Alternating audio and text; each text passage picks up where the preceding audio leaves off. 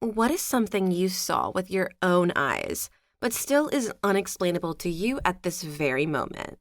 Story 1. I'm gonna sound weird and full of shit, but there are two things that happened in my life that I still wonder about. A. Me and two others saw a shadow person. When I was in the 8th grade, there was a 6th grader that lived next to my friends, so he kind of forced his way into hanging with the big kids. We planned to scare him one night just to mess with him by going out to the woods when it became dark. I had the flashlight and the plan was to turn it on and then just run.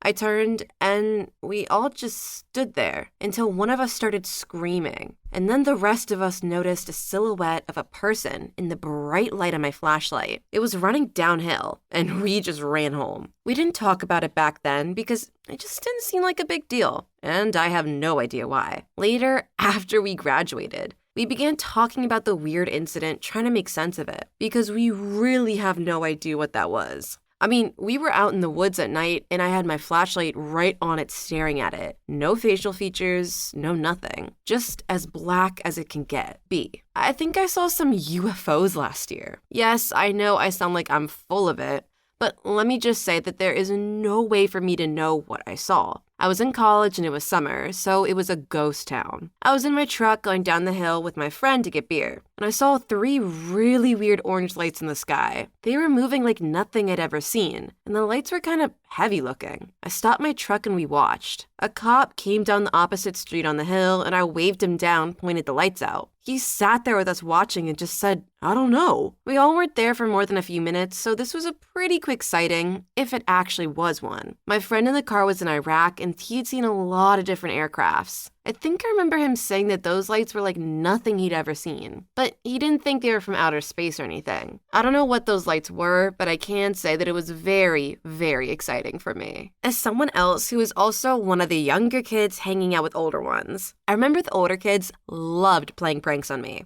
We would go to this abandoned school, and one time they locked me in the old theater when they knew I was scared of ghosts. Turns out they didn't know there was a back exit, so I ran out of it. So by the time they opened the door, I was gone. I jumped out and slammed the door on them when they went inside to check on me. Scared them pretty good if I do say so myself. Story 2. This story does have an explanation at this moment, but for a chunk of my life, it absolutely did not. Back in the 90s, I took a road trip by myself from Salt Lake City to Seattle. Pretty straightforward, just head west on I-80 out of Utah, then start heading northwest. The first stretch of the trip is the Great Salt Lake Desert. Now, I am from Massachusetts and had never seen any type of desert before. Even though it was broad daylight, the GSLD is eerie to say the least. Between the lack of humans, structures, and vegetations, the salt on the ground, which is lake but not snow, the restricted government areas, and the proving grounds. This New Englander was pretty freaked out and just wanted to get the hell out of there, to some form of civilization. As I was driving, I could see something in the distance, like a pole with balls on top. As I got closer, instead of being some kind of utility tower or something, it continued to look like a pole with bowls on top. As I got right up to it, it was the strangest thing, like a giant cartoon tree, with a cluster of huge straight balls on top that were different colors and covered in something textured, like small rocks. On the ground next to it were several shapes like crescents of orange peel, as if one of the balls had fallen down and split into pieces. I was caught so off guard by this clearly man-made structure in such an otherwise barren landscape that I didn't even stop. Just kept looking at it in the rearview mirrors. Keep in mind this was pre-internet. When I got to Seattle, I couldn't stop telling people about it, describing it and drawing it. It was so strange. What was it? Was it something for the military? A leftover sign? Art? Why would it be in the middle of nothing? Was it a mirage? No one knew. The image in the story stuck with me for years without any further clues. Then one day, I saw it. One of my coworkers had a calendar of roadside attractions, and there it was. As I grabbed the calendar from the wall, I felt vindicated that this thing actually existed and looked exactly as I had been describing it. Okay, so it turns out it was art, and it was meant to look like a tree. It's called Metaphor, the Tree of Utah. It's 87 feet tall, and it was created by a Swedish artist as a hymn to our universe, whose glory and dimension is beyond all myth and imagination. Whatever. Thanks for the nightmare, Swedish artists. Of course, these days I could have looked online and found out what it was in like 2 seconds. But there was something fun about telling the story and not knowing what it was for so long. Okay, this sounds like something from IKEA, if you ask me. I love IKEA and all their weird art, but the names are just impossible. I can only imagine how scary it must have been, though, to drive past and see this thing in, like, the middle of nowhere. I probably would have gotten a speeding ticket from driving away so fast. Story 3. When my son was 3 years old, we took him to an open house and fundraiser at the fire department. My uncle, who had recently passed away, was the former chief at this station. Although my son had never met him and knew nothing about him, my son was super excited to get to spray the fire hose, one of the events they had going on. When it's his turn to spray the hose, the firefighter helping him asks his name. My son says his name, and the firefighter says, "No way, that's my name too." He sprays the hose and has a good time. When the day was over, we got home, and I asked my son what his favorite part of the day was. He says it was spraying the hose. I ask him if he remembers the name of the firefighter who helped him. He says, "Mike." I say, "No, his name was the same as yours, remember?" My son says casually, "No, not that one. The other one who was standing behind me. He helped me the most. His name was Mike." My uncle's name was Mike. I don't believe in ghosts and have thought up a few logical explanations for this situation. But really, I still can't explain it. We took tons of pictures when he was spraying the hose, and they all confirm what we saw with our own eyes, that there was only one firefighter there. OP, this story is so absolutely heartwarming. I'm sure you and your family must have felt so happy to hear that your son was greeted by your uncle. I know it's cliche that kids see dead people, and it can be really scary, but I also love stories like these where it turns out it's just family, or your friendly Casper-like ghosts that just want to actually help people. Story 4. When I was like 6 or 7, every night I would go to sleep upstairs, and my family would stay downstairs to watch TV. Well, every time I would stay awake in my bed in total silence staring at the hallway, convinced that a ghost or monster was going to kill me. Literally every house creak scared me. Well, one night as I'm staring into the hallway, I hear this heavy, slow breathing. I'm wide awake, so I just stay frozen in fear. Finally, I run downstairs, crying to my parents, who of course don't believe me. They say, just turn a fan on. To this day, I still sleep with a fan. About 5 years later, I'm in my sister's room downstairs. She goes up to the bathroom, and I hear that breathing again. I wake up my dog, but the sound still keeps going. As soon as my sister gets back, it stops. I still can't explain what it was. Edit, now that I think about it. Around the same age, my cousin, sister, and I would visit my grandparents for like 2 weeks.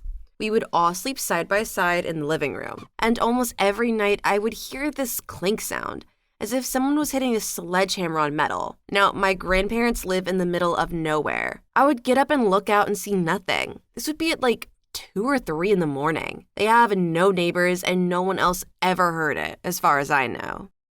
Story 5. I witnessed a Hispanic ritual thing on my mom's side of the family. It was all in Spanish, and I had no idea what was going on. A woman was holding an egg and praying over a male who apparently had bad spirits inside him or around him.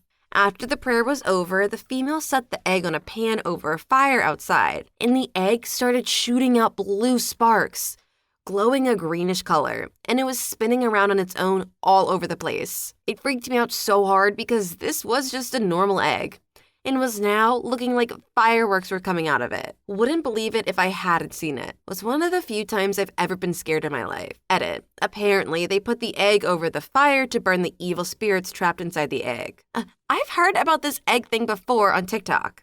Some people on like Witch Talk use it to test if someone has cursed you or put like bad juju on you. I've never heard of it actually being done though. I think it's really cool though how so many different cultures have the same practices.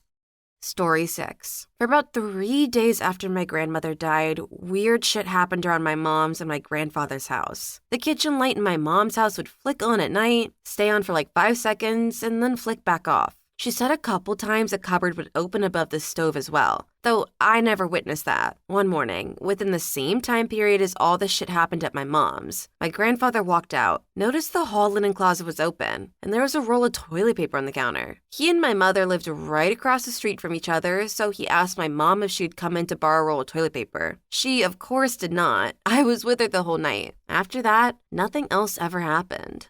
Story 7. A few of my friends and I were driving around some country roads one night a couple years ago. It had gotten really dark and there was nothing around. No streetlights or anything. We'd been on this one-way road for about 5 minutes and we came up to 3 coyotes on the road. We slowed down and went around them. We all agree it's a little creepy out there. So we drive for about 30 more seconds and find an area to turn around in. We start driving back towards the coyotes. And when we get to them, one of them is dead in the road with its guts hanging out. We'd seen no cars or anything go by, and it seems like we would have noticed if one did. It was so creepy.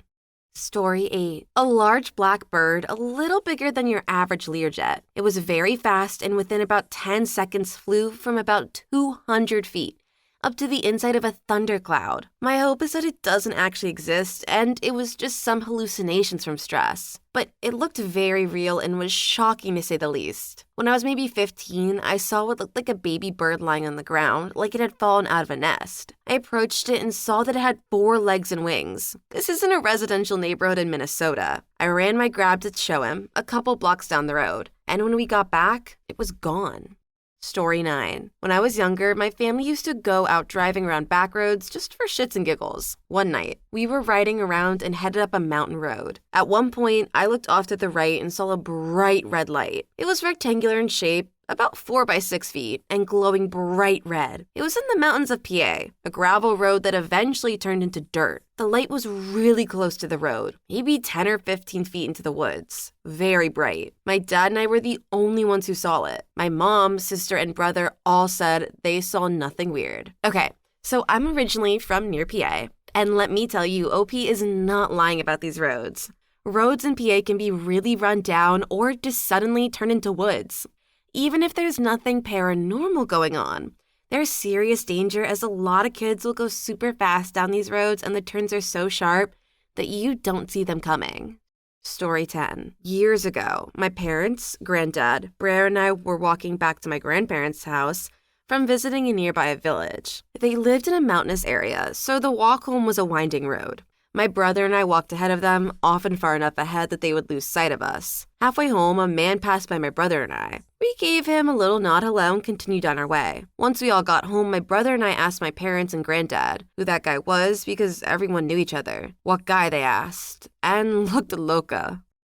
Story 11. I was having a sleepover with a friend at my house around age 7 or 8. We were both in the top bunk next to a window in my room. I remember as we were about to fall asleep, I decided to peek out of the window. What I saw was around 6 bright purple lights forming a circle, seemingly hovering 40 feet above my next-door neighbor's backyard. I remember being so scared that I shut the blind and didn't look out till much later on. And by then, the aliens had already come and gone. This sounds super freaky to see as a kid, and I can't blame you for immediately ducking back down. Isn't it so funny that all of us have the same idea for like monsters or aliens?